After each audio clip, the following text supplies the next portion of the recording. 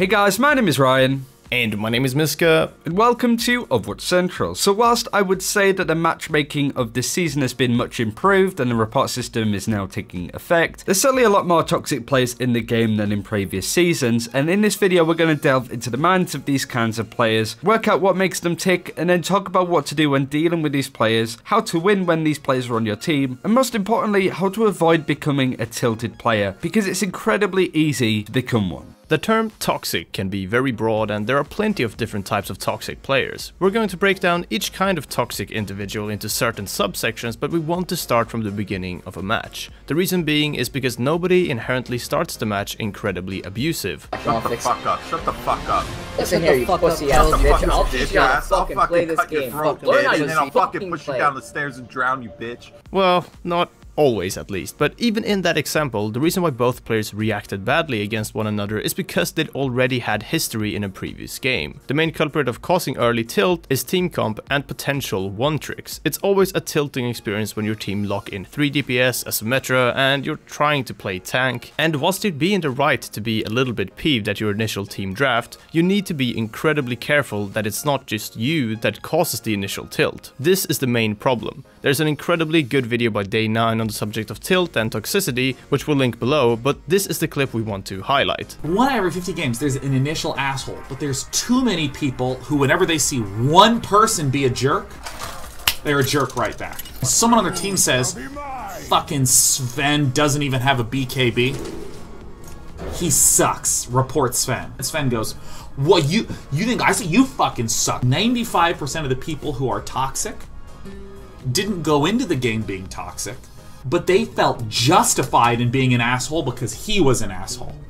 This bit of advice holds true across all of our subsections, but we wanted to include it here as it's really easy for you to be that toxic culprit. Instead of writing in the team chat or telling people to change in an angry tone already starts tilting the rest of your team in that particular situation. Demanding a player to change won't often give you the best results, and whilst you do have a point, it can often backfire, and to the rest of your team, you may look like the toxic individual and just the sole cause of the issue. Day9's advice actually affects a lot of Overwatch's interactions, and the toxicity of the team spreads like wildfire when the finger starts getting pointed. Getting called out is a very triggering feeling from anybody's perspective. Nobody likes to be blamed for anything.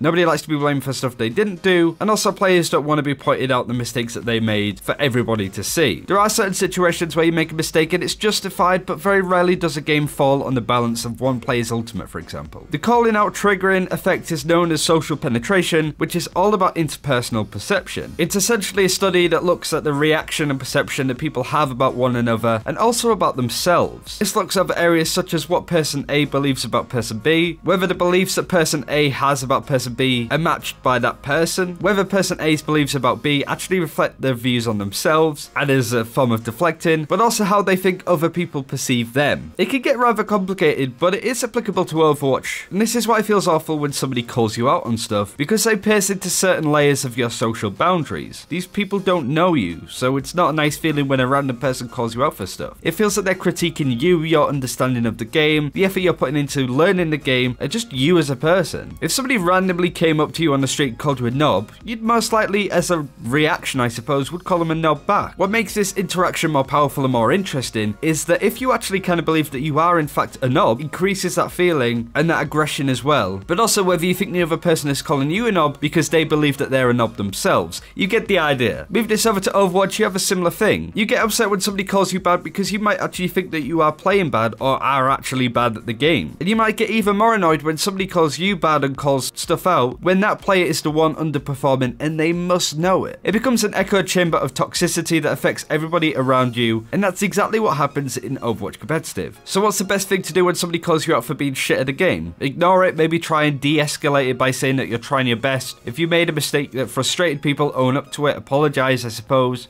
Learn from it more importantly, but if it's just endless abuse, mute and report. If they're throwing themselves off maps, mute and report. That's not a problem with you, it's a problem with them and how they deal with that situation. There's a difference between constructive criticism or being frustrated at the situation to flat out abuse from somebody that is looking for a fight.